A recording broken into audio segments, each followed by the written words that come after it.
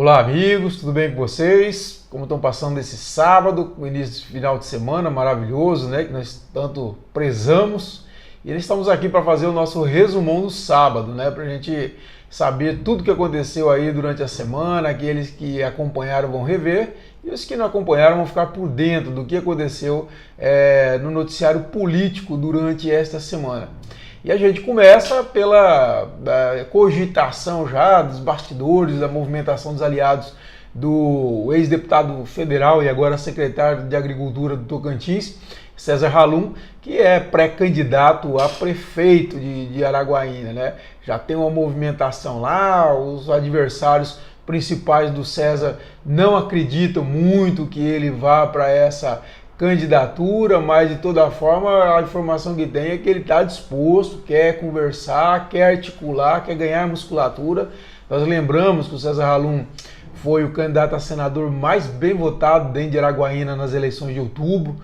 Se não me engano, foram mais de 31 mil votos, segundo colocado Eduardo Gomes com 22 mil e poucos votos, então foi muito bem votado e logicamente que sempre sair dá um capital político para ele, pelo menos, poder se movimentar e tentar construir uma candidatura que não vai ser fácil. Ver um grupo do Dimas, do atual prefeito Ronaldo Dimas, que está bem fortalecido pelos bons resultados do prefeito, mas de toda forma aí começa então a se desenhar um nome para a oposição a Ronaldo Dimas, ao grupo do Ronaldo Dimas, né, que o Dimas não pode ser candidato à reeleição, o indicado dele nas eleições do ano que vem. Bom, outra informação no início da semana é que foi suspenso pela Justiça de Palmas o processo de expulsão da prefeita Cíntia Ribeiro, né, do PSDB. E no dia seguinte já veio uma solução definitiva para o caso, quando a Executiva Nacional do partido decidiu arquivar todos os processos de expulsão contra prefeitos do PSDB. Né? Não era só o caso de Cíntia, e todos eles por infidelidade partidária. É o Bruno Covas, lá de São Paulo, é o Virgílio, lá em Manaus, né? O ex-senador, né, Arthur Virgílio, em Manaus, e também o prefeito de Santos, ou seja, numa tacada só, todos esses processos correndo nos diretórios regionais, o PSDB correu o risco de perder 4 prefeitos, um de uma cidade importantíssima, que é Santos, e 3 de capitais, ou seja, seria um esvaziamento enorme para o PSDB, e eles acharam por bem arquivar. Falaram assim, se arquivar um não dá certo, não pode proteger um, se arquivar um tem que arquivar de todos. Então arquivaram o de todos aí, e o Diretório Regional do Tocantins não há nada mais o que fazer, o processo está arquivado e a Cíntia continua no PSDB. Também deu polêmica essa semana a questão da nomeação do ex-prefeito de Monte do Carmo, né? O Gilvani Pereira do Amaral para coordenador da TV Assembleia, depois da nomeação do ex-prefeito de Taguatins, o Homero Barreto Júnior, para diretor de comunicação. Houve uma reação muito forte dos jornalistas, o sindicato de jornalistas se movimentou muito, chegou a entregar o ofício em todos os gabinetes, cobrando respeito aos profissionais de comunicação do Estado, na nomeação tanto de gabinete como na estrutura da Assembleia.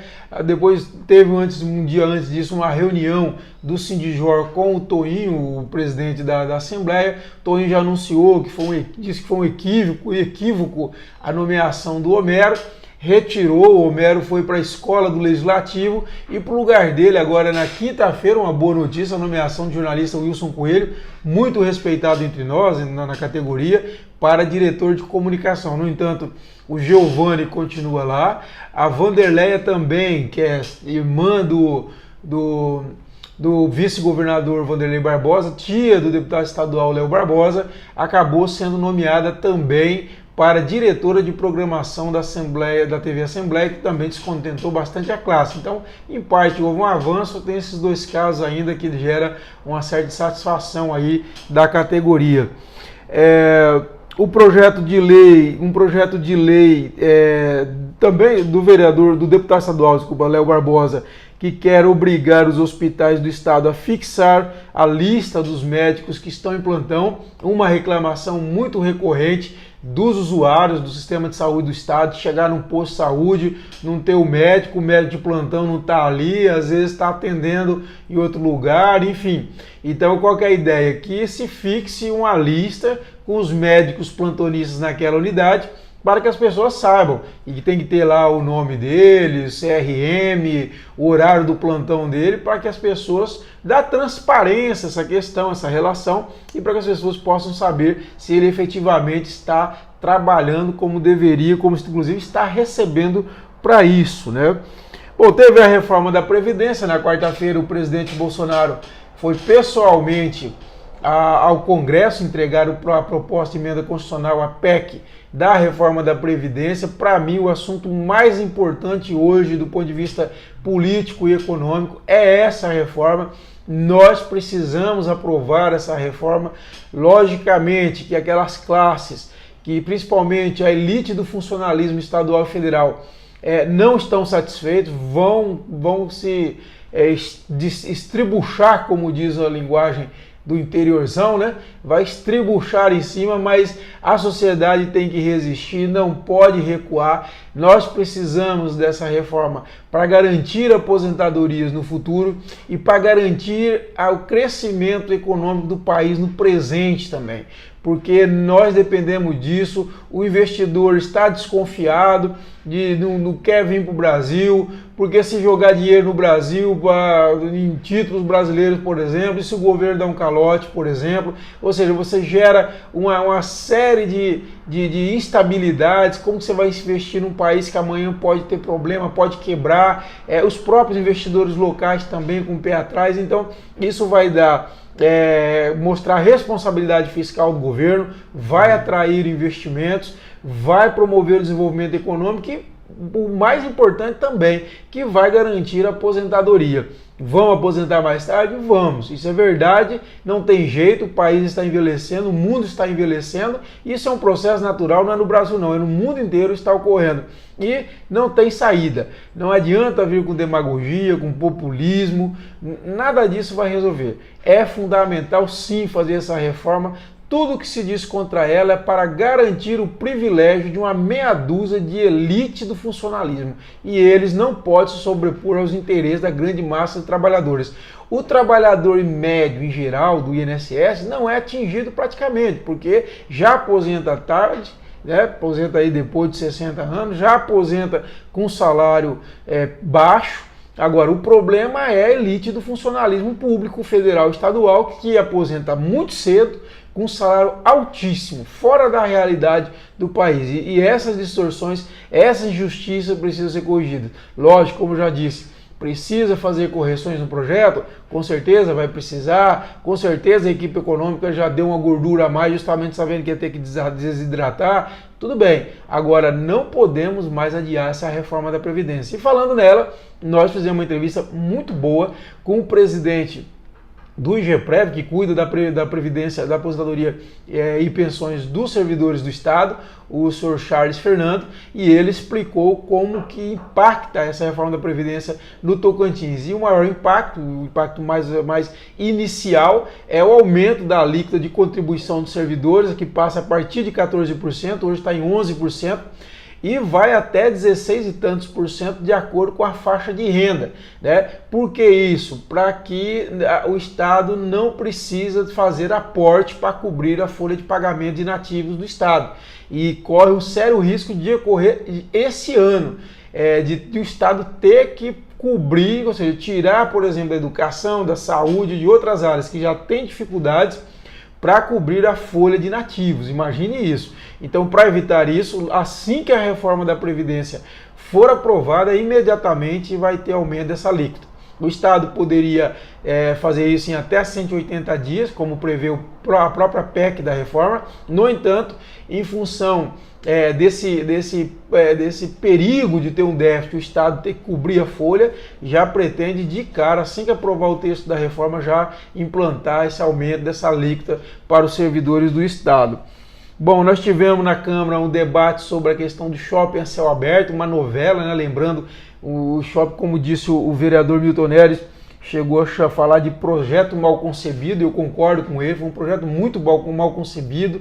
Faltou conversar com os comerciantes da Avenida Tocantins, lá em Taquaralto, enfim, foi uma coisa cheia de atrapalhada. Tanto que o TCE, Tribunal de Contas do Estado, paralisou a obra, a Prefeitura se recusava a dar, por exemplo, cronograma de investimentos, um custo real, detalhado, por exemplo, dessa obra, um negócio horroroso, né? Meteram ali, fecharam todos os cruzamentos da Avenida Tocantins, colocaram uma ciclovia, que ciclovias são muito bem-vindas, mas essa foi muito mal projetada, porque encurtou ainda mais uma avenida que já não era muito larga. Poderia de repente até ter aproveitado os canteiros centrais, fazer uma ciclovia, como a gente vê em várias cidades. Em Goiânia tem muito isso, naqueles canteiros centrais, o próprio canteiro vira uma ciclovia. Tinha que buscar uma alternativa mais ou menos assim, para não ter que encurtar a via, né? E a via foi muito estreitada e prejudicando muito. E esse negócio de não ter mais os cruzamentos, complicou ainda mais. E conversando com os empresários disseram para nós que eles querem a retirada da ciclovia e a abertura dos cruzamentos, que a prefeita Cíntia Ribeiro já prometeu isso, mas até agora não houve movimentação do município. A deputada estadual Valderez Castelo Branco foi formalizada como líder do governo na Assembleia, lembrando que o governo estava sem líder desde outubro. Na verdade, o governo assumiu em março com a cassação do Marcelo Miranda e não tinha líder, na verdade, né? Ficou uma coisa assim, meio informal, meio banho-maria, e depois, após a eleição em outubro, indicou o Olinto Neto. Logo em seguida, o Olinto entrou em desgaste com aquela questão do lixo hospitalar envolvendo a família dele, teve que entregar a função, ficou sem uma pessoa para essa função e assumiu a Valderez Castelo Branco, que foi líder do Marcelo Miranda e quase todo o governo Marcelo Miranda, e agora volta a ser líder aí do Mauro Carlesse, correto? Bom, a Câmara de Novo Acordo pode caçar o vice-prefeito Leitão, lembrando que ele é acusado de ser o mandante da tentativa de assassinato contra o prefeito Doutorzinho, né?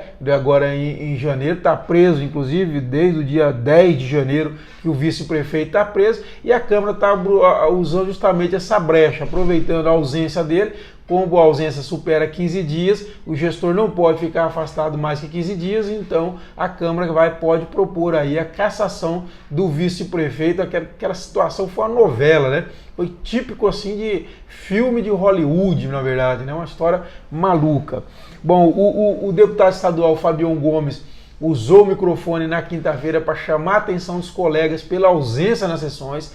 Ele reclama que mais de 20 dias dessa legislatura, nem todas as comissões conseguiram ser formadas ainda, justamente pela ausência dos colegas em plenário. Ele cobrou, por exemplo, os deputados de Palmas, ele que é do Bico, Jair Farias do Bico e outros do Bico do Papagaio participam, e vários aqui de Palmas não têm comparecido direito com frequência que se espera na sessão da plenária, que é uma lamentável, né? E o Fabião está coberto de razão, o vídeo está aqui no nosso canal do YouTube. Bom, outro episódio que nós temos que marcou a semana foi essa acusação contra o pai do prefeito de Luzenópolis, Gustavo Novato, o seu Antônio Novato, que foi acusado pelo vereador Carlos Santelena de ter tentado agredi-lo, né, por conta de cobranças que o Carlos Santelena está fazendo, né, contra a prefeitura, né. O seu Antônio Novato deu entrevista, ele é ex-vereador, foi presidente da Câmara de Luzenópolis, deu entrevista, mandou a nota, na verdade, ao CT, dizendo que, na verdade, que ele não tentou agredir, que, na verdade, ele diz que o vereador está extrapolando as suas prerrogativas. Ele diz que quando o vereador, segundo ele, ataca pessoalmente a família do prefeito em meio às suas denúncias. É uma novela que vai ter muitos episódios. Bom, a prefeita Cíntia Ribeiro tentou conseguir do governador Mauro Carlesse uma isenção do óleo diesel para o transporte coletivo, não conseguiu, apesar que o governador disse que vai tentar, porque precisa de uma aprovação do CONFAZ, o Conselho Fazendário, que reúne todos os secretários da Fazenda, porque senão corre o risco do Estado sofrer uma censura por uma guerra fiscal. Então vai ter que primeiro pedir autorização do CONFAS, mas ele disse que vai. A prefeita já deu isenção dos 5 centavos da Agência de Regulação de Palmas a título de taxa de fiscalização, para garantir essa redução da taxa, e a empresa que aceitou absorver nos seus custos os 2% de reposição inflacionária. Agora falta aí o 17% de ICMS sobre o óleo diesel que o Carles precisa dar, mas antes precisa dessa autorização do CONFAS, que só vai se reunir em abril, e a prefeita precisa resolver essa questão no dia 1º de março, então aí não sei como vai ser feito, vamos aguardar. Correto? Bom, o aluguel da Câmara de Palmas entrou em pauta, a maior polêmica, são mais 94 mil por mês de aluguel que a Câmara paga, e quando vai reclamar com o dono do prédio diz que se eles quiserem que desocupe, que ele não vai rever o valor, né? De toda forma, os vereadores, o vereador Milton Neves, que levou isso à tribuna, falou que eles são reféns do dono do prédio, que é uma solução que é que a Câmara construa ou compre um imóvel para colocar a sua sede definitiva, e já passou da hora. Diga-se, 94 mil vai dar mais de R$1 milhão por ano, não tem cabimento uma coisa dessa, né? O Ministério Público Estadual e os procuradores de Palmas querem que o Estado devolva, pague 350 milhões de indenização à Prefeitura de Palmas por supostos danos causados pela Codetins, a Companhia de Desenvolvimento do Estado, lá no início ainda da capital, quando foi feito um convênio com a Codetins para construir a infraestrutura de Palmas. O que dá para entender que não foi construída a contento toda essa infraestrutura, ou que faltaram obras, e ela recebeu dinheiro a mais do Fundo de Participação do Município de Palmas, e agora a Palmas quer de volta esse dinheiro, uma novela também sem fim. E concluindo aí a votação do orçamento que o governo quer deixar para março, para melhorar os índices fiscais do Estado no primeiro quadrimestre, e com isso facilitar a melhoria da nota de risco do Estado junto à Secretaria de Tesouro Nacional, e conseguir o empréstimo que o Estado está tentando para construir a ponte de Porto Nacional, e aquele outro que eu sou contra, para construir obra para prefeito aí, para a campanha eleitoral de prefeito. Essa é a grande verdade. Eu sou contra aquele outro empréstimo de 453 milhões de reais. Mas é por isso que o governo não tem interesse de aprovar nesse momento, em fevereiro ainda, o orçamento, porque teria que aprovar a medida provisória da estrutura, depois do orçamento, e com isso já começaria a contratar para aqueles cargos de contrato que ainda não foram preenchidos. Foi eliminado 50%, mas tem ainda que não foram preenchidos. Então, por isso, o governo quer deixar somente para março. Pessoal, é isso. Esse é o resumão da semana, as principais notícias políticas que marcaram o Tocantins. Bom final de semana a todos. Convido você a se inscrever no nosso canal, clicar no sininho para receber as atualizações e curtir esse vídeo se você gostou. Um abraço a todos e um excelente final de semana.